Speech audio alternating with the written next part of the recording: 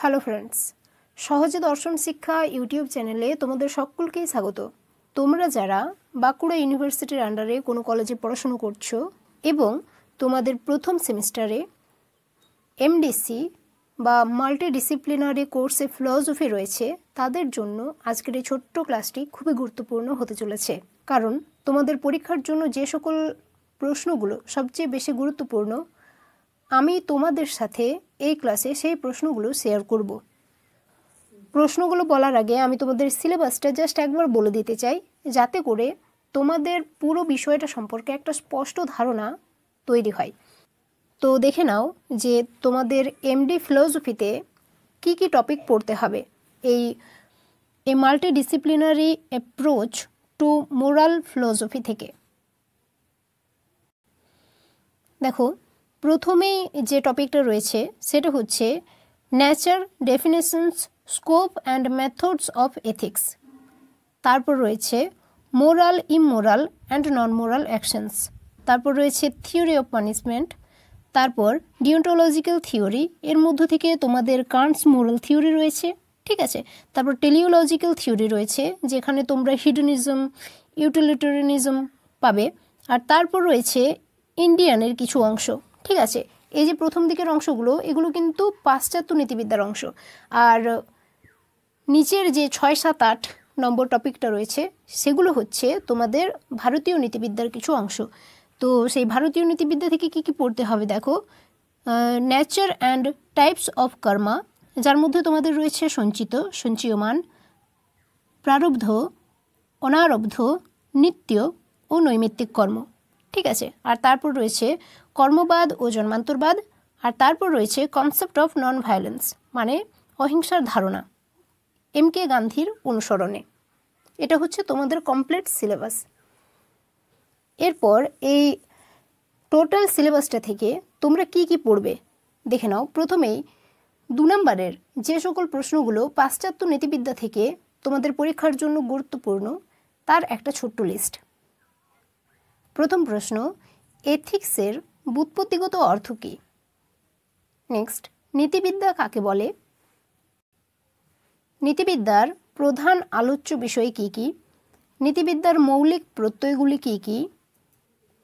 নীতিবিদ্যায় যথোচিত ও অনুচিত অর্থাৎ রাইট অ্যান্ড রং বলতে কি বোঝায়?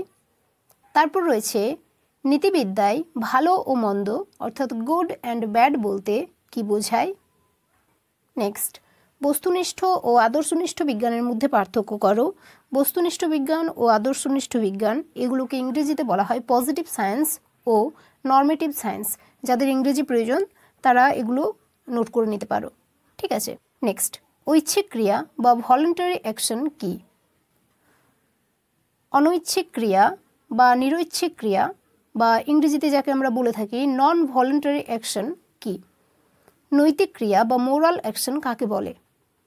তার সাথে তোমরা ইমোরাল অ্যাকশন বলতে কি বোঝায় বা নন মোরাল অ্যাকশন বলতেই বা কি বোঝায়, সেগুলো ছোট ছোট করে দেখে নিও একটুখানি। তারপর রয়েছে পরম কল্যাণ বা পরমার্থ বা চরম ভালো, ইংরেজিতে যাকে বলা হয় সামাম বোনাম অর হাইস্ট গুড বলতে কি বোঝায়? নেক্সট, শাস্তি বা পানিশমেন্ট কি? শাস্তির যৌক্তিকতা কি? সুখবাদ কি বা সুখবাদ কাকে বলে?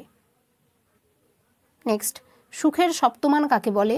সুখবাদের গণনা প্রণালী বা সুখবাদের গণনা পদ্ধতি কাকে বলে? বেন্থামের মতে বাহ্যিক নিয়ন্ত্রণগুলি কি কি? উপযোগবাদ কি? দুজন কর্ম উপযোগবাদী বা নীতি উপযোগবাদী বা সাধারণ উপযোগবাদীর নাম লেখো। মনস্তাত্ত্বিক সুখবাদ বা নৈতিক সুখবাদ ও পরসুখবাদের সমর্থকদের নাম লেখো। কয়েকজন কর্মকর্তব্যবাদী ও কয়েকজন নীতি কর্তব্যবাদীর নাম লেখো। নেক্সট, উদ্দেশ্যমুখী বা ফলমুখী নৈতিকতা ও কর্তব্যমুখী নৈতিকতা বলতে কি বোঝায়? এগুলো হচ্ছে টোটাল প্রশ্ন পাশ্চাত্য নীতিবিদ্যা থেকে। এরপর দেখে নাও যে ভারতীয় নীতিবিদ্যা থেকে কোন কোন প্রশ্নগুলো 2 নম্বরের জন্য একটু যত্ন সহকারে দেখে রাখবে। নিত্য কর্ম কাকে বলে? নৈমিত্তিক কর্ম কাকে বলে? উদাহরণ দাও। অনারব্ধ কর্ম কি? প্রারব্ধ কর্ম কি? সঞ্চিত ও সঞ্চয়মান কর্ম কী, জন্মান্তরবাদ কী, এর সাথে কর্মবাদ কি 2 নম্বরের মতো করে রাখবে একটা ছোট প্রশ্ন, ঠিক আছে। আর এই যে বিভিন্ন প্রকার কর্মগুলো রয়েছে এগুলোর পার্থক্যও কিন্তু আসতে পারে, কাজে এই প্রশ্নগুলো একটু যত্ন সহকারে পড়বে।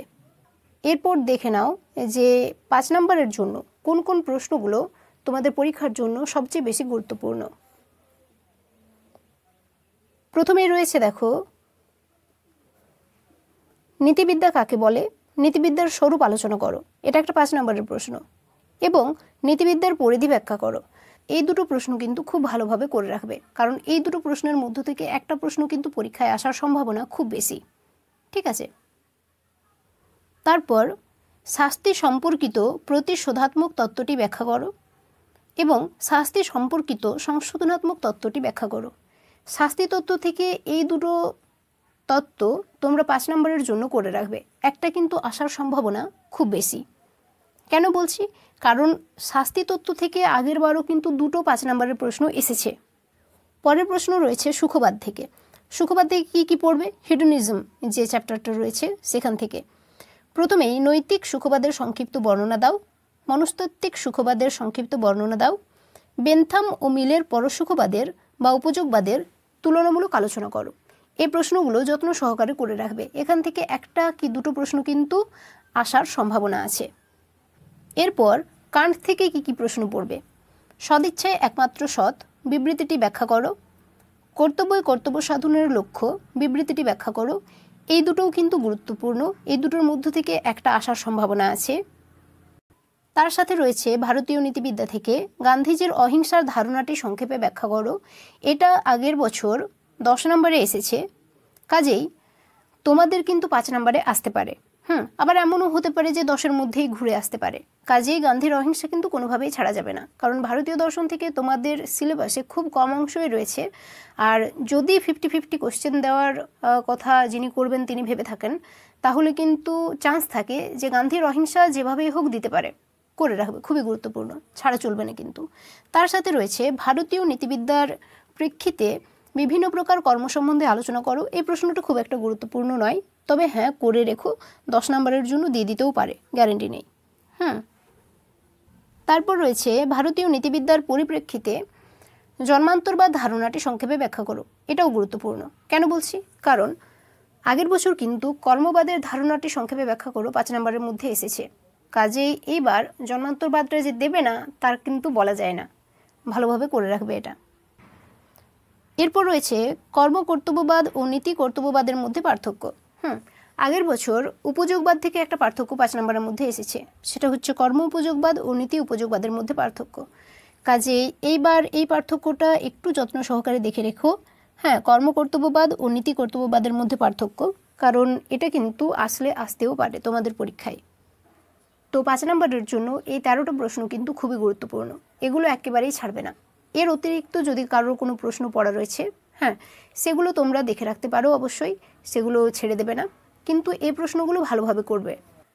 যেহেতু একটা ক্লাসের মধ্যে প্রশ্ন উত্তর সমস্তটাই দেওয়া সম্ভব নয়, নইলে ক্লাসটা খুবই বড় হয়ে যাবে, তার কারণেই এখানে শুধুমাত্র প্রশ্নগুলো নিয়েই আলোচনা করেছি। তোমাদের যদি কারোর উত্তর প্রয়োজন হয় তারা কমেন্টে লিখে জানাতে পারো, তাহলে আমি চেষ্টা করব তোমাদের জন্য আরও একটা ভিডিও নিয়ে আসার, এবং সেখানে গুরুত্বপূর্ণ বেশ কিছু প্রশ্নের উত্তর আমি তোমাদের সাথে আলোচনা করব।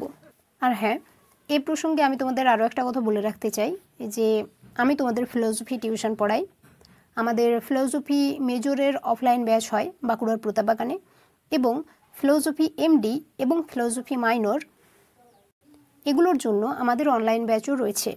অনলাইন ব্যাচে অনেক স্টুডেন্টরা পড়ে, আর অনলাইন ব্যাচের ক্লাস হয় গুগল মিট অ্যাপের মাধ্যমে, আর প্রত্যেকটা সেমিস্টারের ফিস কিন্তু খুবই কম।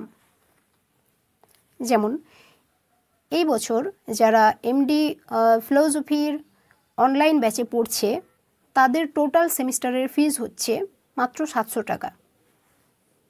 কাজেই তোমরা যদি কেউ আমাদের এমডির অনলাইন ব্যাচে যুক্ত হতে চাও তারা কমেন্টে লিখে জানিও, আর আমাদের একটা টেলিগ্রাম চ্যানেল রয়েছে সেখানে অ্যাড হয়ে যেও, কারণ সেখানে কিন্তু সমস্ত ধরনের ইনফরমেশন শেয়ার করা হয়।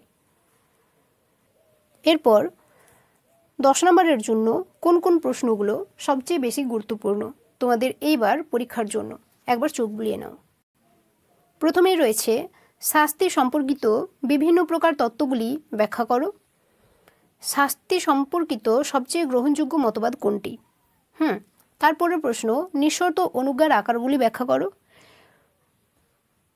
এবং ভারতীয় নীতিবিদ্যার প্রেক্ষিতে কর্মবাদ ও জন্মান্তরবাদের ধারণা দুটি ব্যাখ্যা করো। তোমাদের 10 নম্বরের জন্য আমি এখানে 3টে প্রশ্ন দিলেও এই প্রশ্নগুলো কিন্তু এতটা সহজভাবে বা এতটা সিম্পলভাবে পরীক্ষাতে না আসতেও পারে। অনেক ক্ষেত্রে কী হয়, যেমন এই নিঃশর্ত অনুজ্ঞার 3টে আকার রয়েছে, আর এই 3টে আকারের মধ্যে প্রথম যে আকারটা এটাকে কিন্তু অনেক সময় উল্লেখ করে দেওয়া হয় পরীক্ষায় যে প্রথম আকারটি ব্যাখ্যা করো। আর হ্যাঁ, এই প্রশ্নগুলো ধরা বাঁধা কিন্তু নয়। কখনো কখনো এমনও হয় যে 10 নম্বরে যেগুলো আমরা আন্দাজ করে থাকি যেগুলো 10-এর মধ্যে আসতে পারে সেগুলো 5-এর মধ্যে এসে যায়, আবার কখনো কখনো আমরা যেগুলোকে 5-এর মধ্যে আন্দাজ করি সেগুলো 10-এর মধ্যেও এসে যায়, যার কারণে এই প্রশ্নগুলো গুরুত্বপূর্ণ ঠিকই, এগুলো ভালোভাবে করবে। তার সাথে তোমার যদি অতিরিক্ত কিছু পড়া থাকে সেগুলোও দেখে নিও অবশ্য।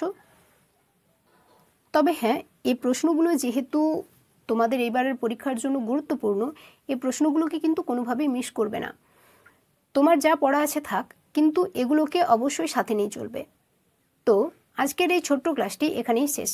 তোমার যদি ক্লাসটি ভালো লেগেছে তো অবশ্যই ক্লাসটিকে একটি লাইক দিও, চ্যানেলটিকে সাবস্ক্রাইব করে নিও, আর হ্যাঁ, তোমার যারা ফ্রেন্ডস রয়েছে তাদের সাথে ভিডিওটি অবশ্যই শেয়ার করো। থ্যাংক ইউ সো মাচ ক্লাসটি শেষ পর্যন্ত দেখার জন্য।